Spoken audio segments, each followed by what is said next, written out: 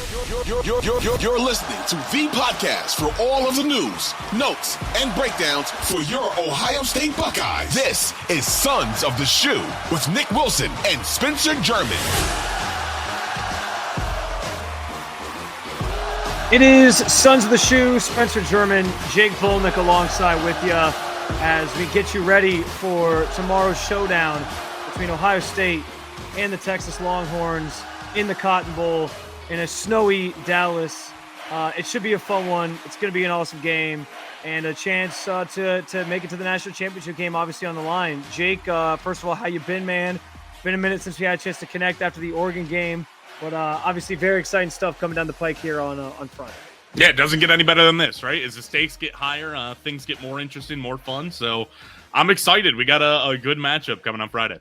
Well, and I'm excited because I don't know if after the Michigan game we thought we were going to be here. Like, I think we thought we'd be doing podcast episodes about, like, well, who should the Buckeyes be targeting in the transfer portal? And is Ryan Day's job still on the line? And should he be back next year? But instead, here we are, talking about a redeemed Ryan Day and a chance to go to the national championship game. And here to help us preview this next matchup against the Texas Longhorns, a team now out of the SEC, the last lone survivor in the SEC, a beat reporter on the Texas beat, Eric Henry, covers the Texas Longhorns for Horns247. And we're excited to bring him on in now to get us set for what it should be a monumental and really fun game on Friday night. Eric, how you doing, my man? And are you staying warm down there in snowy Dallas? First off, appreciate you guys having me on. You talk about staying warm. Here's the thing, right? I'm a native, born and raised Floridian. I'm from South Florida. So you talk about staying warm. I take the job to cover Texas. This was not part of the deal. Snow, ice was not part of the deal. You guys will get a quick laugh out of this before we get into business. I purposely came up Wednesday because when I saw the forecast, I was like, I've never driven on ice or in snow. So I'm not going to take any chances because I just need to be here for work. So, yeah, staying warm, but it should be interesting to see what the fan turnout is, especially from the Longhorn faithful traveling throughout Central Texas, because they are not known for being able to handle the roadways with the snow. So that's actually maybe a good place to start because I was kind of wondering that too. I think the assumption was this actually might prohibit a lot of Ohio State fans from coming because just travel arrangements might be tough flying into Dallas, and that could still happen. But I just kind of wondered in general, like, does this make it feel like more of a home game for Texas because it is closer? But you're also kind of alluding to this idea that, like, just the snow in general might even keep some Texas fans away. So what are you kind of anticipating for a fan turnout for this game?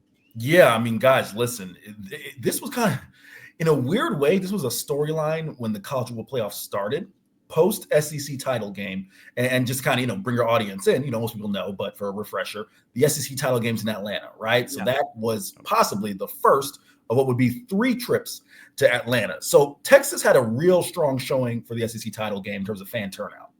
It wasn't quite as strong for the Peach Bowl, because you had a lot of Texas fans who were like, hey, we know the next game is going to be, should Texas win? The expectation was that Texas would win. Obviously, a little bit closer than many Longhorn fans expected. That the next game would be in the Cotton Bowl. So thinking, all right, you're going to get a little home game there. We'll skip the Atlanta trip, go to Arlington, and then possibly save up for another Atlanta trip. Now you get this happening here. And yeah, there have been Texas fans who, the DFW area, I think those fans will make it. But ones who, again, this is a game that's happening on Friday evening. Fans would plan on traveling up tonight or traveling up tomorrow. They're second guessing themselves thinking, man, if this snow is on the ground, how are we going to do this? So I'll be interested to see the secondary market as far as ticket prices have plummeted. I mean, you can get a ticket inside of AT&T Stadium for $100, which is not what it was just 72 hours ago. Yeah, that's awfully low. You mentioned the Peach Bowl, obviously closer than Texas fans expected. I think closer than all pretty much college football fans expected. What went wrong in that game, and is that something that maybe alludes to a bigger problem for Texas heading into this matchup against Ohio State? What went wrong, Jake, for Texas is something that's been a culprit over the past 6-7 weeks. It's actually one of the storylines I'm watching entering the game. Texas versus the third quarter. Over the last 7 third quarters, Longhorns have only scored 6 points. And what's been interesting is there have been games where, they've had either leads or they've been close games where Texas has had the ball opening kickoff of the second half, an opportunity to either put that game away or, really establish themselves, and they faltered. I mean, look no further than the Georgia game. They knock Carson Beck out. They end up, not scoring any points, allowing Gunnar Stockton to kind of find his footing. The Arizona State game was just bizarre, guys, in the sense that Texas only ran 6 plays compared to Arizona State's 21. That's what paved the way for the Sun Devils to really get back into it. So that, in terms of that Arizona State game, Texas looked to be in control in the first quarter, right? Looked like they're going to run away with it 14-0. And then kind of it was – Steve Sarkisian has referred to it as, the game was kind of weird in terms of the play calling. And when I push back on Steve, I'm like, hey, you're the play caller. So whatever weirdness or idiosyncrasies that came up, you do share some level of responsibility. But entering the fourth quarter, Texas had run 27 plays compared to Arizona State's 68. Okay. Texas's defense has been on the field for 31 minutes compared to Arizona State's 11. That's why the dam broke. Is that Texas's defense just wore down. I guess you mentioned the offensive rules, and you sort of mentioned Sarkisian's explanation of like the play calling was weird. Is it as simple as that? Like, what can you sort of point to and to explain why the third quarters have sort of been this bugaboo or this boogeyman for Texas for whatever reason? Yeah, and I should be clear. When I say it's been the bugaboo for Texas, it's the offense. The defense, Texas's defense has been the most consistent thing about this team all season long. Offensively, for whatever reason. I mean, if I were even to go back, let's just look, kind of go on the Kentucky game, because really Florida's kind of the outlier there. The Kentucky game, Quinn Ewers really trying to find his footing coming back from injury. That's been an issue. Whether, as I mentioned, they've had a couple games where they haven't run a ton of plays and they've left the defense on the field. That's been a run game issue, right? At least run the football a little bit, see if you can pick up a first down, give your defense a little bit of rest. They've struggled, which has kind of been the thing all year, and it's be another storyline for fans to watch on Friday, is Texas' ability to run the football. I don't think they're going to be able to do it, consistently. You're talking about an Ohio State defense. It's allowing, 92 yards per game on the ground. Can they do it in timely moments? Can they establish themselves on first down? Can they do it on third and shorts? They haven't been able to do that in the third quarter. And last but not least, turnovers. That has been an issue. For as many turnovers as Texas's defense has faced, as forced, I believe we're at 30 right now, Texas's offense has given up the ball over 20 times this year. So those have kind of been the culprits. Yeah, we talk about Quinn Ewers. Obviously, I think when you look at it from a box score standpoint, he had a pretty good game against Arizona State, but his season has been a little bit more up and down than I think a lot of Texas fans anticipated when he came in. So going up against an Ohio State team, how does he find success and help lead the Longhorns to victory if they're going to do it? Again, it's two things. One, Quinn has his most success when he gets in a rhythm early, right? I know that answer sounds cliche. It's like every quarterback finds rhythm, but especially for Quinn, it snowballs, man. When he starts slow, look at the Texas game, the Georgia game, the first Georgia game. When he starts slow, it snowballs, and it takes time for Quinn to really get back into it. And I'd say for Steve Sarkisian to kind of call the game in a way that gets Quinn back in it. So starting fast, getting some first downs. I'm not talking about easy 2-yard, 3-yard completions. I'm talking about the things that were staples of Texas's offense last year. You get kind of those deep digs, those comebacks, 12, 14 yards to Xavier Worthy and A.D. Mitchell. This year it's Matt Golden and Isaiah Bond, pending his health, and DeAndre Moore. So getting him going early is the first thing. The second thing I'd say with Quinn is the further removed he is from the injury, first the abdominal injury that he suffered against UTSA in non-conference play, and then the ankle injury, got banged up against Texas A&M. The further removed he is from those injuries, the better Quinn has looked. And I think that's going to be a factor as well. I think what's interesting about the quarterback position, obviously with this team, is the looming, successor in Arch Manning, and I feel like that's been this kind of beating drum storyline all season with Texas. Has been like, is Steve Sarkisian playing the right quarterback? Should he make a change in this game? Should he make a change in that game? No pun intended here, but like, how long of a hook is Quinn Ewers going to have if this thing turns into maybe what the Oregon game looked like? If Ohio State gets up pretty big early, could Sark make that change early and go to Arch Manning? Because it seems like he's stood by Quinn throughout the season, no matter what, and kind of tried to continue building confidence in him. But when this is like your season's on the line, chance to go to the national championship, it almost feels like you just got to kind of throw everything on the table.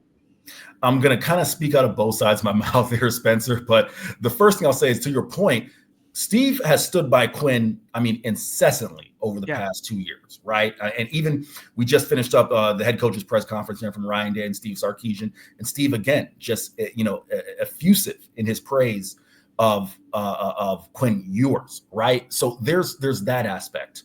And in that sense, I don't think there is a hook. I don't think there's a short leash, because I think Steve wants to give Quinn every opportunity, provided Quinn is playing good football and Steve Sarkisian is seeing what he needs to see from Quinn Ewers. Now, the flip side of that is when Steve Sarkisian made the decision, which stunned all of us, to bench Quinn Ewers briefly in the first Georgia game, he said that he felt Quinn needed to take a step back and, just see some things from the sideline and give Arch a spark. And I asked Quinn Ewers, because the way the pressers go, we hear from Steve first and the players. I asked Quinn, did you feel you need that time to kind of recalibrate? He said, I guess so. He kind of had this dumbfounded look on his face, like, if that's what Steve said, then I guess that's what I needed, right? I'm saying all that to say I do think this. Steve is going to give Quinn every opportunity to go out there and play and be his quarterback, right? And this offense has been up and down in moments past that, and he hasn't pulled it. But if there is that unspoken thing, that unspoken variable that Steve Sarkisian, as a former quarterback and play caller and offensive guy, says, I'm not seeing it, there is history there that says he'll make that move. Again, it's not something that I see happening, but it's almost kind of this unspoken, thing that you can't really put your finger on it. It's like if Steve sees that, then he's shown he's willing to make the move. Eric, you can feel free to tell me if I'm reaching at nothing here, and if I'm baiting for a storyline. I won't be offended in the slightest, believe me. Quinn Ewers, obviously previously with Ohio State, came for his freshman year, transferred out. You think on either side, whether for Ohio State having a guy there that was really highly recruited and then going and finding yourself playing against him in the semifinal, or even for Quinn being there, maybe feeling like you didn't get a fair shot and then going and playing at Texas and facing his old school, is there any a chip on the shoulder for either of these two sides that you could see? Let me start with Quinn. Quinn, again, I don't want to put words in his mouth, but Quinn was pretty revealing when talking about his time at Ohio State early this week. He said that, hey, it was a unique opportunity, obviously, to come out, reclassify, get NIL money. He got there, fall camp, right? Fall camp had already started, and he got there. Again, I don't want to put words in Quinn's mouth, but it almost sounded, this is coming from his perspective, like this was a really unique opportunity that I couldn't pass up. And if that money was there, then I had to do it, right? Yeah. So there's no chip on his shoulder. From the Ohio State side, I wouldn't think so, because it's been 3 years since Quinn was there, and not many of those guys. Quinn was super complimentary CJ Stroud, saying, "Yeah, there's a reason that guy started ahead of me." Right, I wasn't ready. So yeah, I don't know that I would see it from either side, just because if this were a year removed, right? Let's just throw out the nuclear scenario that people speculate about that I don't see happening, but let's just try it on for bleeps and giggles, right? If Quinn Ewers transferred to Michigan State for the alleged $50 million that's seemingly out there, right? And Texas played Michigan State next year, well, then I think there'd be a chip on the shoulder. But given the distance between that move, I don't see it. Yeah, and I know I heard Emeka Egbuka talk about it, and he actually said he was in the same class as Quinn. And I think he mentioned they got pretty close. They hung out a lot that year. And it sounded like it was all sort of kumbaya between them. Oh yeah, we love Quinn. He's great. It is kind of funny though, because earlier this season, there was a lot of Ohio State fans who were, big Quinn Ewers fans because they played Michigan and beat them. And now it's kind of come full circle where you got to kind of root against them. So it's kind of funny. Eric, obviously both these teams have talent in different places. I'll go on the Texas side. Give me something that Ohio State needs to be worried about the most. And on the flip side, what's the thing that you think could be give Texas the most trouble? Yeah, well, I'll start with the Texas side as far as what Ohio State fans should be concerned about. Really quick, I'll give you one guy on offense, one guy on defense. Gunnar Helm does not get enough respect. Listen, when Jatavion Sanders, left early for the NFL, you thought Gunnar Helm would be a nice replacement, a guy who was a big blocking back primarily, could catch some passes ever so often. All the kid does is go out and establish a new program record for receptions and receiving yards by a tight end. No one saw that coming. And he is, listen, when Quinn, and kind of piggybacking off of getting Quinn early, getting him in rhythm early, a big part of that is Gunnar Helm, working the middle of the field, finding those easy completions. On defense, I think the guy to keep an eye on is Colin Simmons. And I know one of the storylines, if you wanted to go chip on his shoulder, the storyline could be Jeremiah Smith not winning the Sean Alexander Freshman of the Year award that was given to Colin Simmons. I know Jeremiah Smith, that had some comments saying that, hey, you understood it, right? And it was all complimentary. Colin Simmons is a guy who is Texas's best pass rusher, even as a true freshman. So that's someone to keep an eye on. And then your question in terms of Ohio State, something that could that could give Texas trouble. Is that correct? Or did yeah, something that maybe. I mean, there's a lot of ways you could go with this. We know Ohio State's got so much, especially skill position talent. But I guess what is the thing that, as you look at this matchup, you're most concerned with in terms of Texas trying to beat Ohio State? Let's call a spade a spade. This is going to be the most talented offensive team that Texas has faced since last year's Sugar Bowl. And Ohio State fans might, giggle at this. I'm not comparing Michael Penix to Will Howard. All right, listen. Will Howard is certainly a fine player, someone Texas has seen a lot. Michael Penix had one of the all-time great performances I've ever covered that day in terms of throwing the football. But just the offensive weapons, the running backs with Henderson and Judkins, Jeremiah Smith, obviously, Egbuka and Carnell Tate. I think for Texas, specifically with the receivers, I'm curious because, again, they haven't faced, a slew of receivers. Look at it this way, guys. The kind of storyline entering the Longhorns' first season in the SEC was, well, you don't get Alabama, you don't get LSU, you don't get Tennessee, you don't get Ole Miss, some of those really prolific Missouri, those prolific offenses, right, with great offensive minds there. They didn't face a ton of great receivers this year, right? I think the kid from Arkansas, Armstrong, was probably the most talented receiver, and I guess maybe Torrey Horton from Colorado State. So they've never faced someone like Jeremiah Smith. Now, yes, you have Jahdae Barron, who was the Jim Thorpe Award winner, and you have Michael Taft, who was voted as a FWA All-American, and you have talented players in the secondary. But this is going to be really interesting. When I spoke with defense corner Pete Kwiatkowski yesterday, he said, listen, PK is kind of a straight shooter. He's like, look, I got to feel, having faced Chip Kelly before, you have a feel, a measure of familiarity with him. But at the end of the day, you can only prepare so much. You got to say, hey, this is what I think they're going to do. And then once you kick the ball off and you see what they do, then we're going to make adjustments, and that's when the game's going to be won. And I do think that is going to be key for Texas, especially in the secondary. Yeah, you mentioned Jahdae Barron, obviously Jim Thorpe Award winner. He's one of the best defensive backs in all the country. The award saying that he's the best defensive back in the country. Likely that he finds himself on Jeremiah Smith for a lot of the game. A sizable difference there between the two guys. I think Barron's sitting around 5'10", 5'11", and then Jeremiah Smith is at 6'3", and we know the talent that's attached to both guys. I mean, how do you see that matchup going? Is it one where Barron finds himself in a situation where he's competitive all game long, or is Jeremiah Smith potentially going to be too much? Well, it's funny you mentioned Jahdae's size to kind of give you guys an insight into Jahdae's personality. He is never someone who was lacking confidence at SEC Media Days. And it was funny to watch. It was funny to watch some of the aggregate sites who were not there at SEC Media Days, but probably read the transcript, run with this. When Jahdae said, yeah, I've put on some weight to play corner. I'm 245 now. Anyone who has seen Jahdae Barron knows that Jahdae ain't no bigger than a $195 soaking wet, right? So, yeah, probably about 5'11", 195. He's a physical player, though. Jahdae does play above his size. I mean, he's a guy who, look at it this way, 2 years ago when he was primarily playing in the Star, led Texas in tackles for loss with something like 13, 14 and a half, right? So that should give you an idea of his mentality of how he plays. But yes, no, that's going to be a key matchup in terms of, do they keep Jahdae on Jeremiah Smith? Texas plays a lot of zone, right? I do not see Texas switching and suddenly playing man. There's this idea that they could bracket a little bit and, have the safety up over the top with Taft and Andrew McCuba. And I do think that's something. I mean, obviously you're going to play a lot of too high safety, take away some of the big plays down the field. But no, I do think this is a game where I think Jahdae, if I had to kind of put a percentage on it, it's probably going to get, 60, 70, 75% of the snaps on Jeremiah Smith. But it wouldn't shock me to see second cornerback Malik Muhammad on Jeremiah Smith. The one guy I know you won't see is Gavin Holmes, because Gavin is definitely, too small for that matchup. But it wouldn't shock me to see other guys on Jeremiah Smith. Even Jelani McDonald as well. Another guy to keep an eye on. Eric Henry again joining us on the show, Texas beat writer for Horns247. And Eric, we will get you out of here with one final question. I like to do this sometimes with our guests when we're getting ready for a matchup. Texas with the spread on this game, -5.5 last I saw in favor of Ohio State.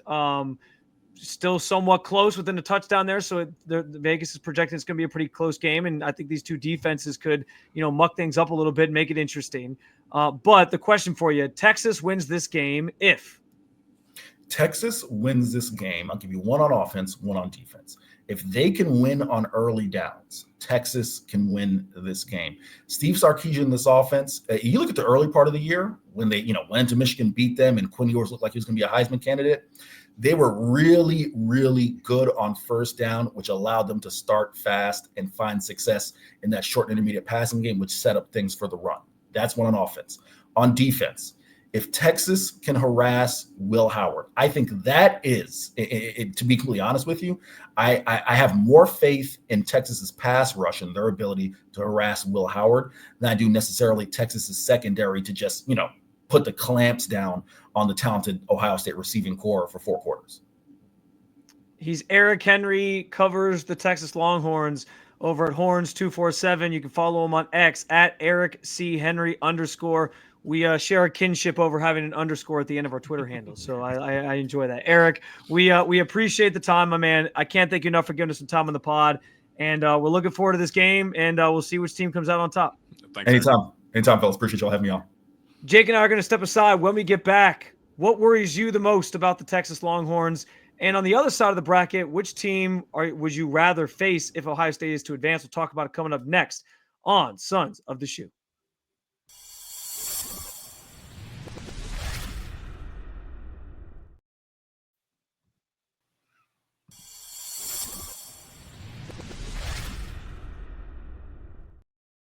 Welcome back in, Sons of the Shoe. Spencer German, Jake Vulinec with you. Eric Henry, I thought was awesome in previewing that game. He had some good insight. I loved what he had to say. I mean, because Jake, I do think like the storyline about Quinn versus Arch has been just kind of hanging over the heads of Texas all season long. And on a stage like this, it has to be like, I think, one of the most prominent conversations, because if Ohio State comes out and they're up 17-0 early, kind of like what happened to Oregon, where they just, really got rolling and it was like this avalanche, Steve Sarkisian is going to have to decide, like, am I going to go down swinging with Quinn, or do I try to salvage this season and see if we can get back into it with somebody like Arch? And I actually think Arch presents the bigger challenge because he's more of he can run. And I think Ohio State has shown like they sometimes can struggle with that style of quarterback. Yeah, I just feel like the way that you've put yourself all year is that Arch has played a little bit, but you've been Quinn Ewers centric the entire time, right? Yeah. So in the biggest moments, in the biggest games, you're going to step away from the guy who essentially got you to this moment and turn to, sort of the next coming. We're talking about him being the number 1 pick in the 2025 draft already. Maybe the Cleveland Browns. 26, yeah. Like, well, Spencer, we got that. We got bigger problems on our hands. As Browns fans, there's bigger problems. But like, that is, I don't know. I just don't think you can turn to Arch maybe for, a random set package. I'm not saying Arch never touches this game at any point. Like, if you feel like you can use him in some way, shape, or form, you might try to do it just to give Ohio State a different look. But I think through and through, you have to stick with Quinn because he has gotten you here. And it's not like he's been bad all year long either. Or I painted him as up and down. He's still been a good quarterback. He's still been one of the better college quarterbacks. He has been good. And I think we talk about these things in like a microscope of, what does it mean for his draft status? And that's the big thing everyone wants to know, because I think entering the season, I thought he had a chance to beat maybe the number 1 guy in this class. Right. And I do think he took some steps back this year just because his play wasn't up to par. And that happens. Maybe, the draft process will go better for him. But I do think, like, to your point, I do think this leads into, like, one of my biggest fears in this game, because Eric talked about it. Like, on paper, Texas's offense has just hit these lulls, especially in second halves, where, like, they just can't move the football, where Quinn just doesn't look like he's seeing the field well. And that's what allowed Arizona State to get back in the game last week. It's allowed other teams to kind of hang around and keep it close to Georgia. And it's one of the in theory that would give me confidence, but my fear is at any moment, like Quinn could unlock that thing, and this offense could kind of get it together, and the run game could finally get going again, because the run game's kind of been hot and cold at times, and I think that's the key for Texas, anyways. Like if they get their run game really working, and to Eric's point, like stay ahead of the sticks, I think that's how their offense keeps pace with Ohio State, or at least makes it interesting. So yeah, like that's the thing I'm worried about. Is like at any moment, this offense could just like unlock itself, and all of a sudden we could be in a shootout. And then you're like, you're biting your nails late in the fourth quarter because you don't know which way this game's going to go. Well, Spencer, at that point, you could be saying you're scared the Ohio State defense at any point could crumble. Well, I'm scared that the venue at the Cotton Bowl could come crashing down. I got fear of everything. Hey, there was pieces falling off of it earlier in the season, so that very much could happen. You're actually not wrong. Well, and it's funny you say that, Jake, because that's like I've been having for the last week now this like back and forth in my head about like, oh man, how worried should I be about Texas? And I bring up the offensive point that I just brought up about, like at any moment they could sort of unlock this thing. And then I all of a sudden get like it's like the angel and the devil on my shoulders. Like the other person, the other side of it, I don't know if I guess it's the angel because it'd be supporting Ohio State. So the angel is like, but Spencer, this Ohio State defense has been so damn good, and they're not going to just all of a sudden start to stink. Like they're in rhythm, they're playing great football, they're unstoppable right now. It's the silver bullets of old. So I kind of come back around to this idea of like, I still think the Ohio State defense has the advantage here because that Texas offense is susceptible to these lulls.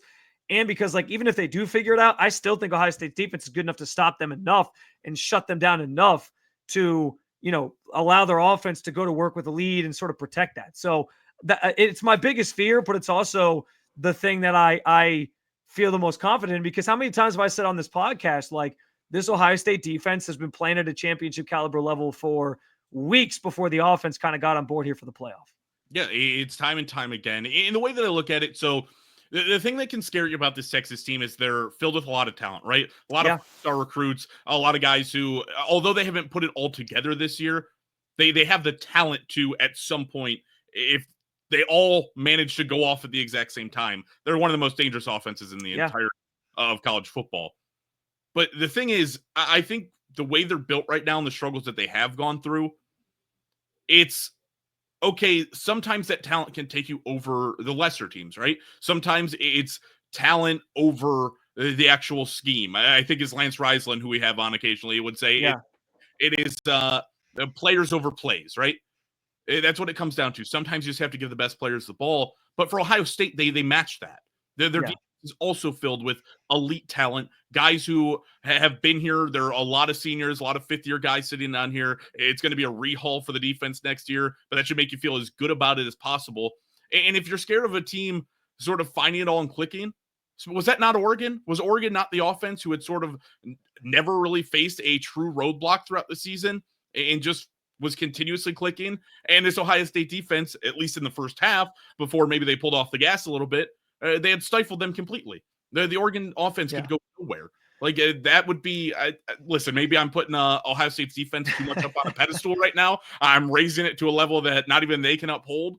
But it feels like if I'm going to be scared for a unit, this defense just isn't going to be the one that I'm going to be nervous about. Yeah, that's very well said. And I think you're right, though. Like of the teams left in this field, I do think Texas is the one that has the closest ability to match Ohio State's talent level. I think Oregon was the best team to do that.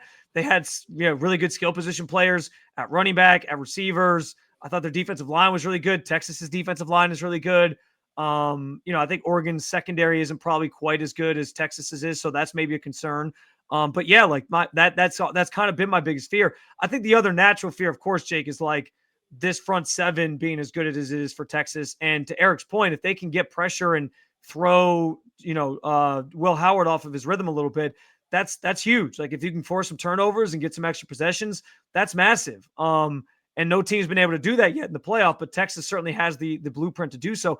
I will say this though, one thing that I think people are like overstating is this idea that like, hey, just watch. And I probably leaned into this a little bit too much too, because I was just in my head about Michigan. But the idea that like Texas can just watch the Michigan game and be like, hey, let's just replicate that. Because the problem with that thought process is, Jake, like that blueprint takes Ohio State deciding, yeah, we're going to go against everything that we do well because we just think we have to beat you differently. So unless Texas comes out with maize and blue helmets on with the sort of winged Wolverine logo on there, or like even if they're still orange and white, but it has that logo on there, and all of a sudden Ryan Day like is cowering in fear and he's like, oh no, and he just forgets how to call a game and like what the game plan was going in. I just don't think that's going to happen because Ohio State at this point, they know better. That we talked about last episode, like learning from that Michigan game and how they almost kind of needed the wake-up call. I just don't think that you can go into any game assuming, well, let's just do what Michigan did to them, because that takes a different thought process from even Ohio State to play into that, and I don't think they're going to do that in this game. Yeah, I like this sort of WWE style. Hold on, aren't you facing Texas?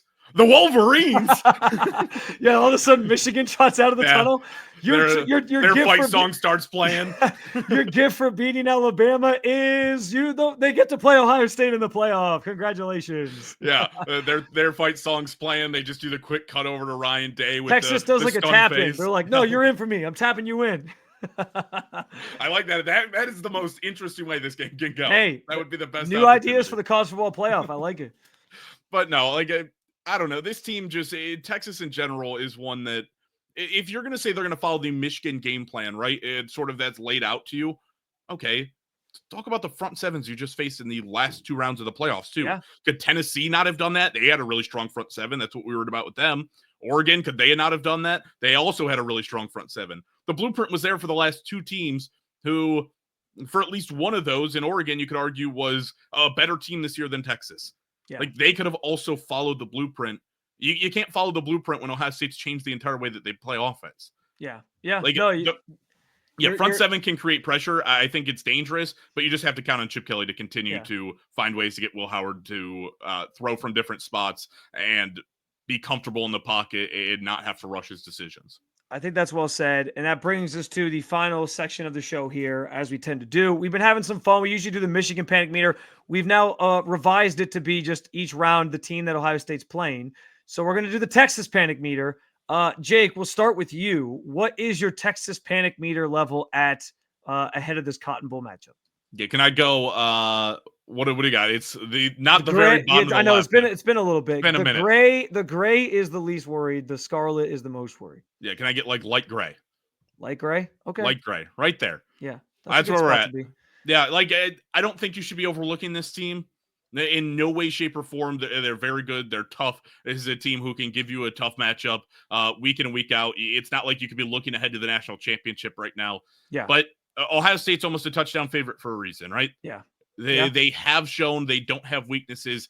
That my only panic from this game, because I feel Ohio State over the last 2 games have proven they are the better team, is if they're going to lose this game, they're going to shoot themselves in the foot, which for sure. I feel good about Ryan Day right now. I feel like the entire offense and the entire team has everything figured out. But if you're going to ride the Ryan Day can't win the big one, well, each game that he wins, it's increasingly getting more and more pressure added onto it. Yeah. Yeah. Well, and to your point on you can't overlook them. It's one thing for us as fans to like talk our talk and be like, oh, they're going to win this game. And, Texas stinks. I don't think this team is overlooking anybody. I just don't. I think that's part of the learning process they went through with the Michigan game was like, well, we can't overlook anybody anymore. Like we might be the favorites. We might have the most talent, but we got to actually do it. And so I think they've taken that approach to all these games. And so I don't think they're going to overlook them. I'm going to stay in the light gray with you, though, mostly because of what we talked about. Just like the talent level it's not maybe equal to Ohio State, but it's there for Texas. And at any moment, if those guys all kind of play together, yeah, they could give them a little bit of a challenge. All right, we get out of here, as always, with another edition of 4 Down Territory. And this is very Ohio State and college football playoff centric. But we start with the question that I think popped up because of a Dennis Dodd of CBS Sports piece. Where he basically... Are we just going right into it? We don't even have a down? We don't even have a down? I'm sorry. I'm sorry. Reverse it, start all over. Jake, take it away. It's first down. First down is Dennis Dodd of CBS Sports wrote a piece about how Ryan Day should essentially stick it to the man.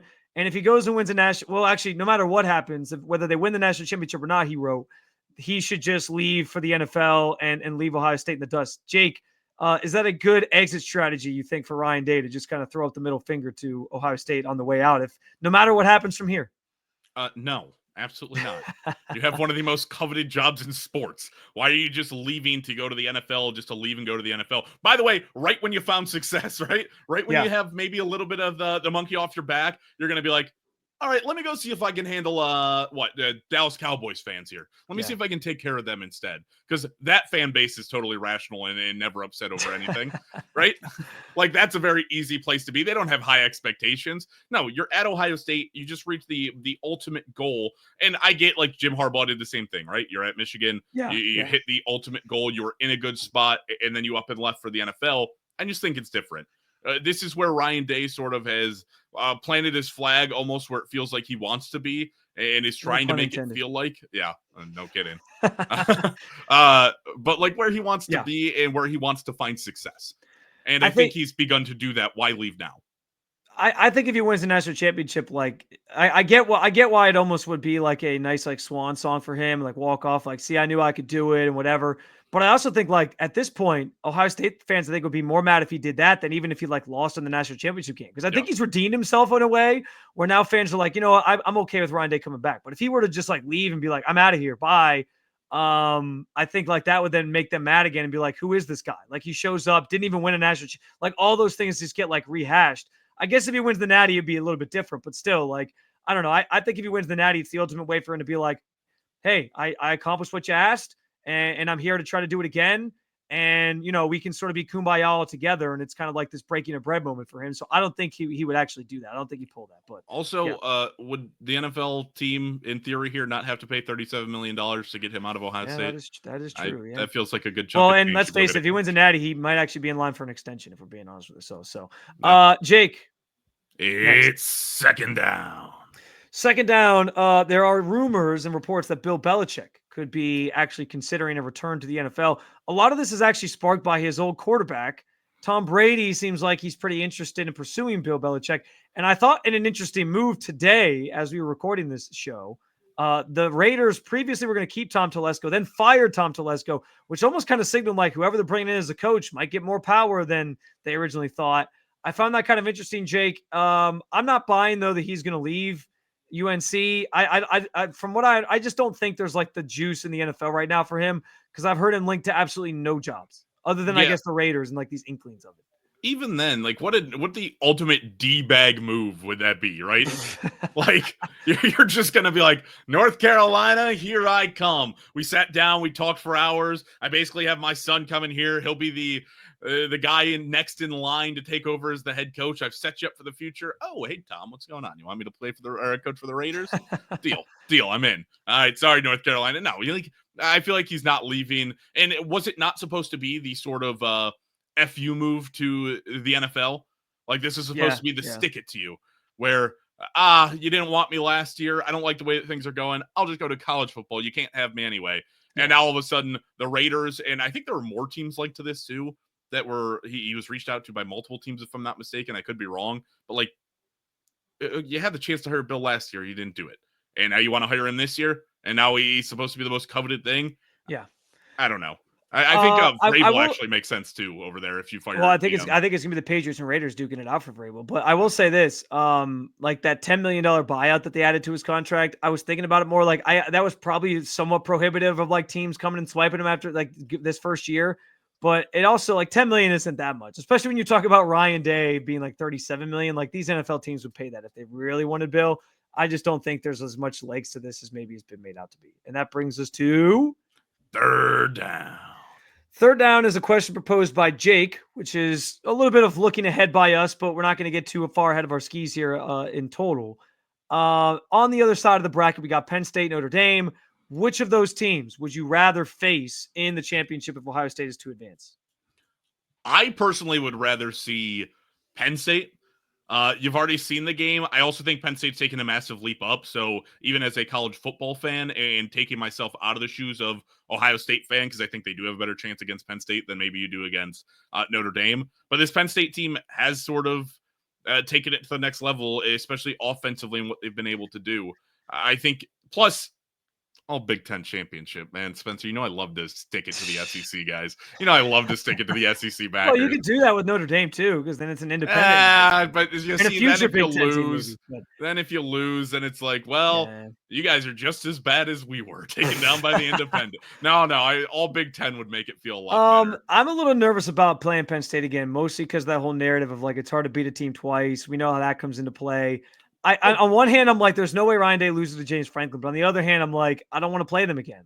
Spencer, don't. That's the ultimate storyline. Two guys who can't win the big game. Who breaks the curse? James Franklin, Ryan Day. They all have been said you can't win the big one. James Franklin especially. I mean, that's been. I also will say this for a while. I think Penn State probably has like the best three players in. I'll say the best two players in that matchup. So that's why they worry me a little bit more. Because I think Tyler Warren's really good. He's probably the best skill position player in that matchup. And I think that Abdul Carter is probably the best overall player in that matchup. So knowing that you maybe Notre Dame, I think is some of their parts is good, but I don't know if I'm as worried about like the talent level of Notre Dame against Ohio State versus what Penn State brings to the table. But that's just me. Yeah, Jeremiah Love's a little interesting. Yeah, he's banged up though. He is banged up though. But yeah, I would be worried about him too. And that brings us lastly to it's fourth down. Predictions for the game, Jake. Ohio State, Texas, Cotton Bowl. Who's winning? What's the score? Who covers? Where's your head at? I'm taking Ohio State moving on to the national championship. I'm taking them to cover. I will take them to do it in handed fashion. I'll say they handle this one 31-14. Wow. Okay. That's a blowout. 31-14. I'm going to say they win 34. I'm going to add a field goal on there to 24. I think they win by 10. Maybe there's a garbage time touchdown in there and it gets a little interesting with like 5 minutes to go and then Ohio State slams the door or something like that. But I think they still win comfortably, but I'll say 34-24 final score, Ohio State moving on to the championship. And that means you'll get more of us next week with another preview episode. We'll get post-game reaction, obviously, to the Texas game on Friday night as well. And we're very much looking forward to doing that. As always, I implore you to like, follow, subscribe, and review the Sons of the Shoe podcast, wherever you get your podcast, Apple, Spotify, Odyssey app that I mentioned, Apple, and of course, the 92 to the Fan YouTube channel, where you can see our ugly mugs over there. We will talk to you guys a little over like a day plus from now after Ohio State and Texas goes final. Until then, enjoy the game. And as always, Jake, go Bucks. Go Bucks.